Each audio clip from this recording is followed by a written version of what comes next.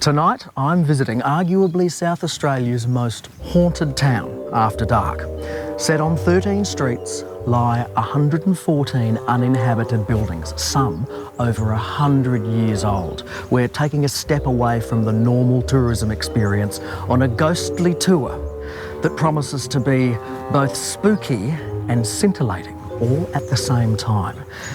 Now, I better go and join the group because I don't want to get left behind. So now you know why we were really interested in this place, specifically this building over here.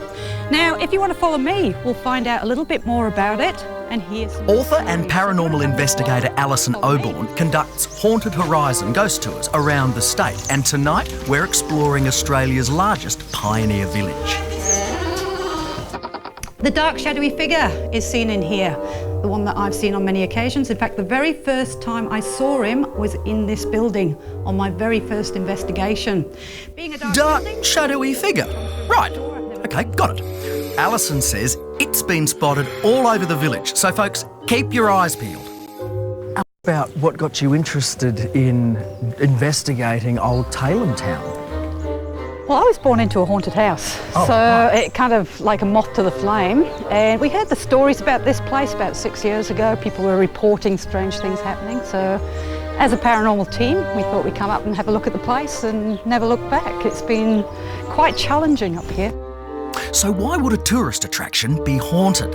Well, Alison believes it's because most of the buildings here are the real deal, many of them homes which have been relocated.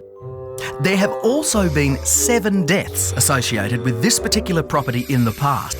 All right, this is another one of our active buildings that we're going into now. Thank you.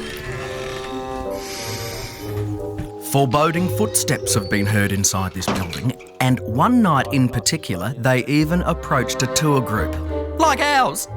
And they said whatever it was did not feel good. All the EMF meters just went straight up to a high reading.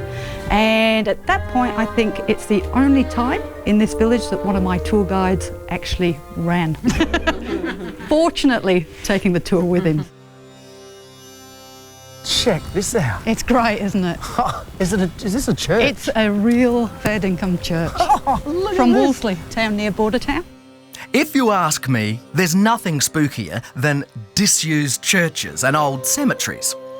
Alison tells some great tales in here, but I'm not giving them away here because I want you to hear them for yourself.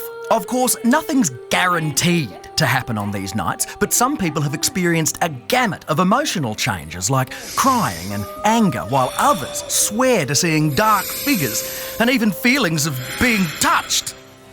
I'm supposed to go in here with no torch. But if I go, you're coming too. Now, true story. Stepping into this little church back room actually raised the hackles on my neck.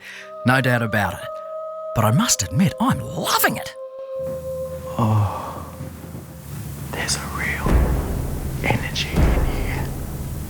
Can you hear that? All right, let's get out of here.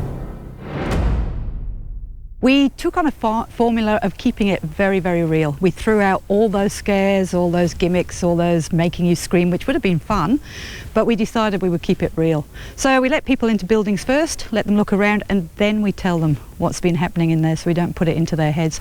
I want to know it's real as well. What scares you on a dark and stormy night? Nothing. I get excited. Yeah? I lost the fear a long time ago. Now it's just, grinning from ear to ear when things happen. Well, folks, I've got to say, that was the scariest, spookiest, most spine-tingling tour I've ever been on. If you love getting the pants scared off you, then get yourself along on one of Alison's tours. If you dare. Where'd everybody go? Oh, okay.